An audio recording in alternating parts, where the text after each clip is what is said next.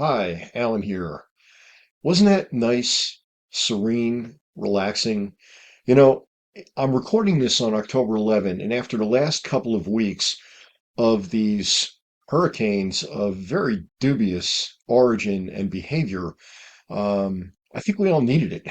Even if you're not in the southeastern U.S., and I'm definitely not in the southeastern U.S., it's frustrating. And if you analyze my words, all I can say is I'm reminded of a Thomas Jefferson quote that basically says, question with boldness even the existence of a God, because if there be one, he must more approve of the homage of reason than that of blindfolded fear.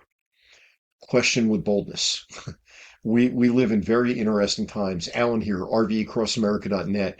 That clip at the beginning was Washoe Park in Anaconda, and it became a favorite of mine to visit during the spring and summer, especially when the weather was really nice, because you could just hang out on the bridge and stare at the water going by, and it's very hypnotic and very relaxing, very serene. What does this have to do with anything? Well, anyway, I want to talk to you about dry camping, boondocking, and I've put together a post called rvacrossamerica.net/dry camping basics. That's dry camping basics. And that's exactly what the post is. Dry camping or boondocking allows you to get away from it all, which is probably a very good idea right now. And to get away from the crowds, you'll be in a camping area where you're not inches away from your next door neighbor.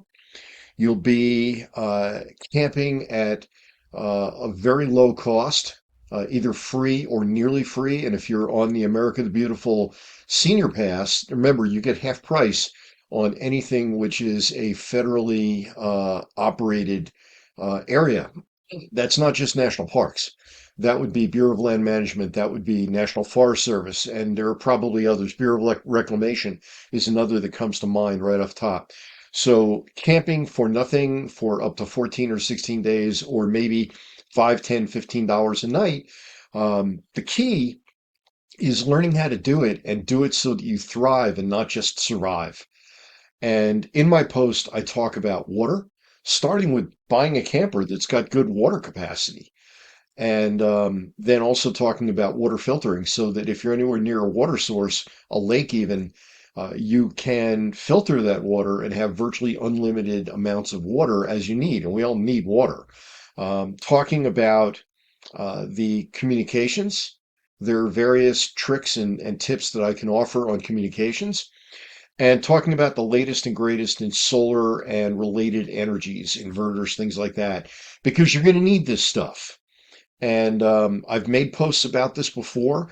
I have updated my posts to reflect the latest improvements in technology, talking about 400-watt panels that cost less than 200-watt panels that I myself own and have been recommending to people for years now. So there's a lot going on there. You also get to sites that are very often the most scenic. You want to be lakefront, you want to be on $1 million property for a couple of weeks. Well, that's the kind of site that you can be at. When I was at Clark Canyon, and I've got that site, that location referenced in my post, and again, the post is at rvacrossamerica.net/dry camping basics. And if I didn't introduce myself, I'm Alan with rvacrossamerica.net, and I'm just kind of keyed in on certain directions today, not the least of which is what I opened with, the Washoe stream, the Warm Spring stream in Washoe Park, and also my introductory thoughts, which are to be somewhat provocative. So if you're kind of wondering and you want to open up a dialogue with me, I welcome it. And I do welcome all feedback. I would love to hear from you. If you're seeing this on my post, at the bottom of the post, there's an area for leaving comments. I read and respond to all. And if you're seeing this on a video server, by all means, please click like, subscribe, share, comment, and it helps to spread the word on my videos and on my messages. And again, the link itself, if you go there, you'll find the latest tools that I now recommend.